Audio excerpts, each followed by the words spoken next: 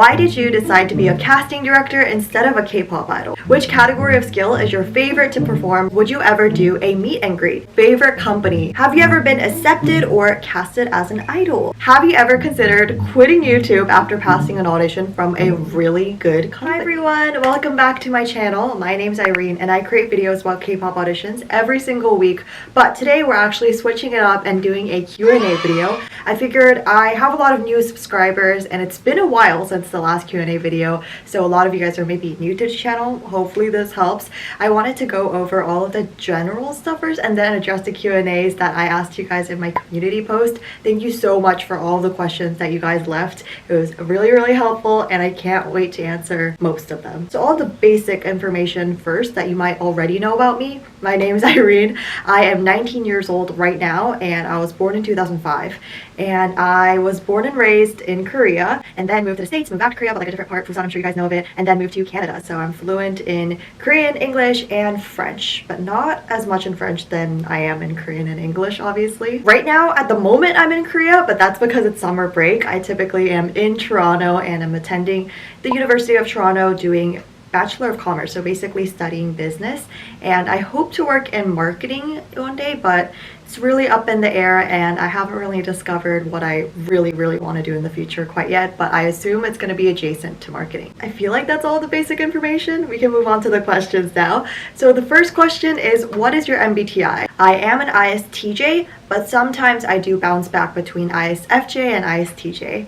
And then the next question is, do you have any plans for Korea or do you plan on making any videos there? So I arrived in Korea about a week ago, maybe a little bit more than a week ago, and what I've been doing, the main goal of this trip was to obviously like visit my family and things like that, but also to get my driver's license. And I finally got my driver's license. In Korea, it's a very speedy process as long as you pass everything on time and can book your lessons and also your road test, things like that. The first step is your practical written exam, which I took the next day after I arrived in Korea, and I passed on the first try, and then I took my driving lessons, did like a test inside an obstacle course, and then after a couple more lessons I did my actual road test and passed both of those on the first try, which is crazy. I would have never expected that.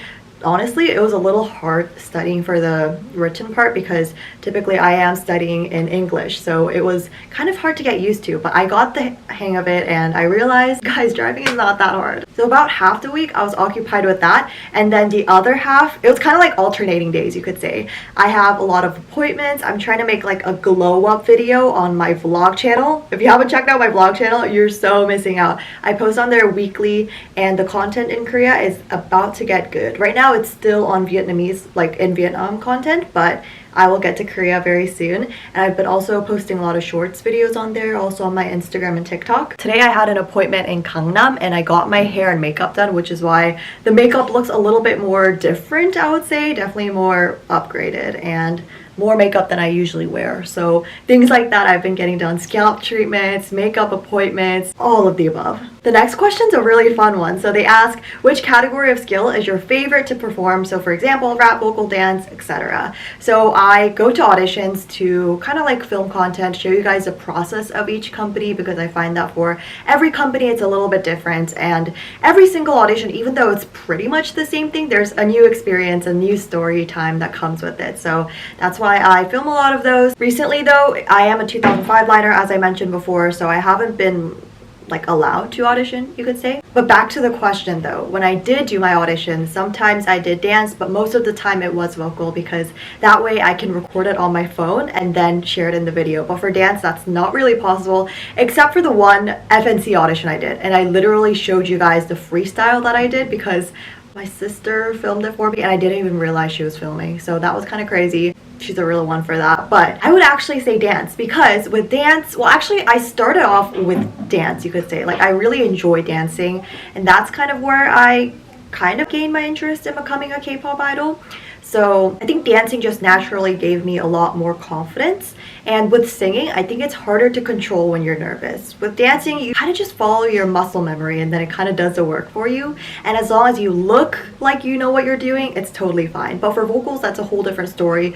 Your voice gets shaky, you forget the lyrics. I feel like there's just a lot more to consider in a live setting. Next question is, would you ever do a meet and greet? If so, where would be your dream spot to host that? Good question. I've actually never really thought of this. Like maybe sometimes when I see other like YouTubers doing meet and greets, but to be honest, I don't think my audience is concentrated in one area. So I don't think it would be successful, if you know what I mean. Like, would people show up? I don't know. I don't know if I have a dream spot, but maybe because I am based in Toronto, I would go with Toronto. Also, another reason is because in my one audition, Source Music audition that was held in Toronto, that was the only ever audition I went to in Toronto, I was recognized the most amount of times in a day there. So maybe my audience is in Toronto, I don't know. Let me know if you guys are also Canadian or Torontonian. Next question is your favorite company. Now, I kind of wanted to make a full video on this because the last time I made a full video on it, it was Fantasio, and Fantasio is no longer my favorite company. And I think that just is natural. Like, you can't expect a company to be great for like 10 years or 5 years straight, right? It's unfortunate, but that's just the way it is. Right now, I would say it's Mode House. They have Artemis, Triple S, and then their new group. They actually just announced the members. It's called Identity. They're a boy group. But anyway, they have those 3 artists, and I think they're doing a really well job of managing a group, especially for them being a 24-member group. I think in my ranking companies video, I also put them pretty high. Maybe I'll go into a full video on it because there's a lot of details about that company that I want to share and a lot of points that I admire. The next question is, what song/group got you into K-pop? I don't know if I can define it into one song simply because I am Korean. I was raised in Korea and K-pop is just like music, right? It's just all around. If you go into a grocery store, you're not like, oh, this is K-pop. You're just like, oh, this is just music from Korea. Like, you know what I mean? So I can't really define that, but the first ever K-pop group I like really liked is Twice. And then the next group that I really stand was Red Velvet. I feel like nothing can top my like love for Red Velvet. They'll always be my ultimate group. Fun fact, my channel name, Lovey Irene, is literally for like Red Velvet. Initially, this was just like kind of like a fan channel, you could say. And Lovey is kind of like the nickname for Revelove, which is the Red Velvet fandom name. So that's where that started, and I was really into Red Velvet. For a while, I was into Pentagon too, but not as much as Red Velvet. And then right now, I'm kind of into Triple S. Next, fave song right now, K-pop or not? I think K-pop, generally, I've just been listening to a lot of Triple S songs. I'm going to their concert literally tomorrow. They have their first day of their concert today, and then tomorrow is their day 2 in Seoul. So I'm so excited. But anyway, K-pop is that, and then non-K-pop, I do quite listen to a lot. My favorite non-K-pop artist has always been Sabrina Carpenter, literally since I was like 7 years old. So I've been with her since day 1 pretty much. But I also really love Hello Miss Johnson by Jack Harlow. I don't really listen to Jack Harlow, that's like the only song I listen to, but it's a really good, kind of chill song. Another one is M2M by Cody John, super like upbeat, poppy song. And then also Shelter by Tori Kelly. That's a really good song as well. Okay, now we get into the K-pop audition questions that I think you guys will be really curious about. So the question is, why did you decide to be a casting director instead of a K-pop idol? So to give you guys a timeline, I wanted to become a K-pop idol in middle school or so. I think when I started my channel, I kind of like lost that dream. Not lost it, it wasn't something like so dramatic, but I realized like I don't know if this is something that I want to do long term. Like I was in like dance lessons and kind of like in a dance group, you could say, but I didn't really enjoy that environment because everyone was just like very competitive, and I wasn't really sure if that was what I was meant to be in, you could say. I feel like the K-pop idols that you see on stage now can withstand that pressure and are okay with skipping a couple meals, not getting enough, like your full 8 hours of sleep, because they're really passionate about what they do, about singing and dancing. But I don't think my passion could overpower that. That's like the simple reason, I would say. But also I kind of just like grew out of it, I suppose. When I started my channel, I kind of just wanted to provide the tips that I learned throughout this journey. And honestly, at the beginning, I feel like I wasn't really wanting this to be a K-pop audition channel. I just kind of like posted whatever videos I wanted to, and then that kind of just stuck because a lot of people enjoyed that kind of content. Going to the casting director thing, this is like actual tea, oh my gosh. So you guys know I was a casting director for a while, about a year or so, and this was for an entertainment company that is not necessarily K-pop but inspired by the K-pop model and system, and I actually really enjoyed that job, like genuinely. When I got to go to New York to watch the audition and like actually be an audition judge, that was an amazing experience that I don't think I'll ever forget. I met a lot of people that watch my videos as well, so that was really cool. But as you guys may or may not know, that was also like one of the hardest times of my life, the ending of that, you could say, because the company was honestly really toxic. Long story short, they never paid me for the work I did. Even that audition day in New York, I wasn't paid for any of that. Wasn't paid for the transportation, like things like that. I'm kind of undermining the situation, but literally thinking of that time back in my second year of university, it was really tough. But the real issue that I want to talk about is not the lack of financial compensation, but more so the emotional manipulation, making me feel guilty or unreasonable when payments aren't made, like expectations that we previously agreed on.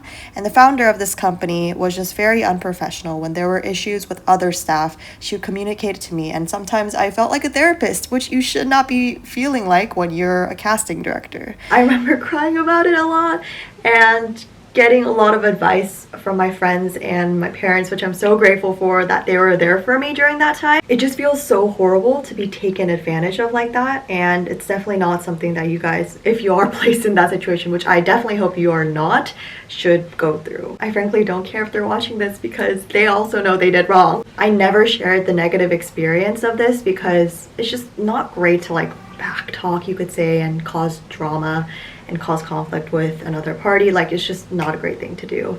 But now that it's over and like well over that, I think I can confidently say this. Have you ever been accepted or casted as an idol?